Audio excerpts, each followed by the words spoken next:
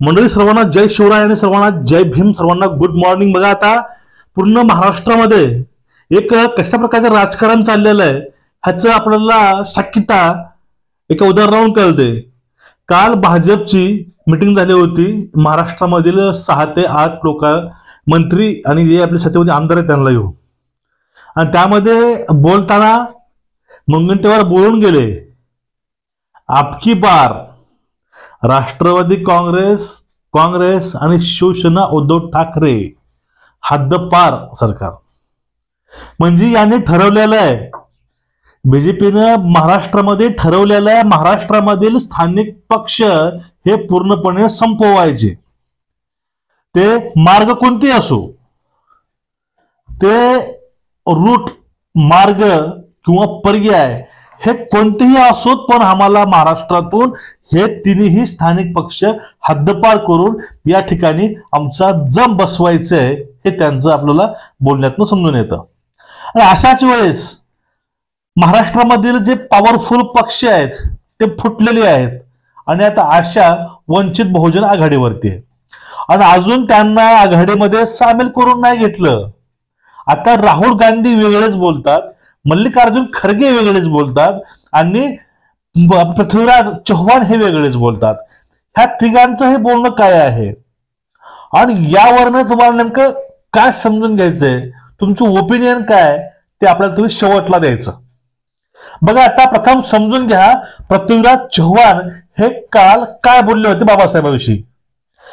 प्रकाश आंबेडकर यांच्या डोक्यात काय चाललंय हे आतमध्ये जाऊन पाहता येत नाही, परंतु वंचितमुळे 2019 साली राष्ट्रवादी आणि काँग्रेसचे 9 खासदार हरले होते किंवा पराभूत झाले होते आणि त्या ठिकाणी 9 खासदार भाजपचे निवडून आले होते.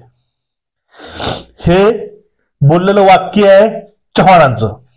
पुढे ऐकून घ्या, प्रकाश आंबेडकरांना इंडिया आघाडीत यायचं असेल तर 8 बघा काय आहे ते, त्यांनी मल्लिकार्जुन खरगेंना जाऊन भेटावं, परंतु ते आपल्या जे प्रवक्त्याच्या माध्यमातून पत्रव्यवहार करतात, असं न करता जाऊन त्यांनी भेटावं कुणाला, खरगेला. परंतु मतविभाजन टाळण्यासाठी आंबेडकर इंडिया आघाडीमध्ये येतील अशी आम्हाला आशा आहे, असं पृथ्वीराज चव्हाण म्हणतात. बाळासाहेबांमुळे मतविभाजन झालं, 9 खासदार पडले, ह्या गोष्टी माहिती आहेत. बाळासाहेबांमुळे 9 खासदार पडले असतील तर बाळासाहेबांमुळे यावेळेस ते 9 खासदार निवडून येऊ शकतात. द्या वंचितला 9 दे जागा, बरोबर आहे. हा एक मुद्दा होता. पुढला मुद्दा असा होता की तुम्हाला कळून चुकलंय, मत विभाजन टाळण्यासाठी, आपले पक्ष वाचवण्यासाठी आपल्याला, आपले ते पक्ष पूर्ण फुटलेले आहेत, काँग्रेस पण फुटतच आहे. मुरली देवराचा मुलगा जो होता मिलिंद देवरा, ते फुटल्यानंतर म्हणतात की आम्ही काँग्रेसमधून आणि शिंदे गट शिवसेनेमधून याच कारणास्तव बाहेर आलोय. हे कारण फक्त पर्सनल इगो, पर्सनल स्वार्थ फक्त आपलं दिसून येतो. बघ या ठिकाणी एवढं होत असतानाच या ठिकाणी ते भारत जोडो न्याय यात्रा चालू आहे राहुल गांधीची.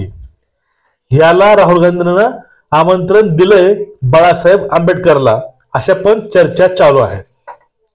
आता जो पक्ष प्रमुख आहे म्हणजे सध्या काँग्रेसचा अध्यक्ष एक मल्लिकार्जुन खरगे आहेत. चव्हाण म्हणतात तुम्हाला तर आघाडीमध्ये यायचं असेल तर तुम्ही जाऊन खरगेंना भेटा. तिकडे राहुल गांधी म्हणतात बाळासाहेबाला तुम्ही यात्रेमध्ये आमच्या सहभागी व्हा. नेमकं हे चाललंय काय? राहुल गांधी आणि हे महाराष्ट्रामधील नेते बाळासाहेबांचा गेम करू पाहतात का?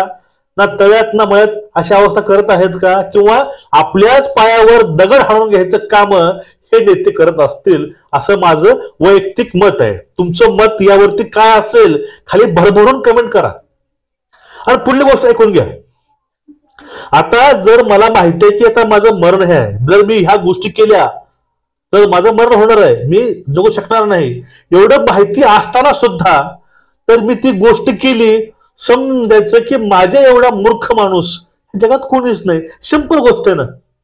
आता ह्या सर्व गोष्टी यांना माहिती आहे, यावेळेस तर आमच्यासोबत वंचित तर नाही आलं, आपण जर लहान लहान पक्ष सोबत नाही घेतले आणि मागच्या वेळेसचा जो पक्ष होता त्यामुळं आपल्याला नुकसान झालं, तर आपण त्याला जर सोडलं तर आपलं या वेळेस ते स्वप्न आहे ते स्वप्न पूर्णपणे स्वप्न राहणार आहे. आपण पूर्णपणे तोडघसी पडणार आहोत. ह्या गोष्टी माहीत असताना सुद्धा गप्प राहणं म्हणजे सगळ्यात मोठं मूर्खपणाचं लक्षण आहे, असं या ठिकाणी माझं वैयक्तिक मत आहे. याविषयी तुमचं मत काय आहे तुम्ही सांगायचं. ठीक आहे. आता बघा, हे इलेक्शन कुठलं आहे? इलेक्शन महाराष्ट्रामधलं आहे. 48 जागेवरती होणारं इलेक्शन महाराष्ट्रामध्ये. बाळासाहेब आंबेडकर नेतृत्व आहे अकोल्यातून, म्हणजे पूर्ण महाराष्ट्राचा आपल्या. ठीक आहे. आता तरी हा महाराष्ट्रापुरताच बहुजन आघाडी पक्ष आहे, वंचित बहुजन आघाडी. पण अशा वेळेस महाराष्ट्राच्या राजकारणामध्ये हे यांचं काम आहे. जे महाराष्ट्रामधील जे नेते आहेत, जे पक्षप्रमुख आहेत महाराष्ट्रामधील, ते यांचं काम आहे बाळासाहेबांना सोबत यायचं. हे बोलतात काय, पण गरज बघा समजून घ्या. आता गरज कुणाची आहे? आता गरज आघाडीची गरज आहे बाळासाहेबांना सोबत घ्यायची. जर यांना लोकशाही वाचवायची असेल, संविधान वाचवायचं असेल, तर त्यांना बाळासाहेबांना सोबत घ्यायची ही गरज काँग्रेसला, शिवसेनेला, राष्ट्रवादीला आहे. बाळासाहेबाला गरज नाही. समजून घ्या. हा माणूस पहिलेही सत्तेसाठी कधी हापापला नव्हता, आताही सत्तेकरता हापापलेला नाही. ह्या गोष्टी समजून घ्यायची गरज आहे इंडिया अलायन्स. पण हे पृथ्वीराज चव्हाण वेगळ्याच गोष्टी बोलतात, राहुल गांधी वेगळ्याच गोष्टी बोलतात, आणि यांचे अजून सीट शेअरिंगचा किंवा आतमध्ये घ्यायचा मुद्दा अजून पण यांचा सॉर्ट आउट झाला नाही. आता काही दिवसावरती इलेक्शन येऊन ठेपलेत, आचारसंहिता लागेल, पण अजून पक्ष बांधणी चालू नाही. नेमकं एवढा उशीर होतो काय, याचं कुठूनही उत्तर मिळत नाही. फक्त एकच गोष्ट ऐकायला मिळते, ती गोष्ट म्हणजे काय, यावरती आम्ही लवकरात लवकर निर्णय घेऊ, चर्चा चालू आहे.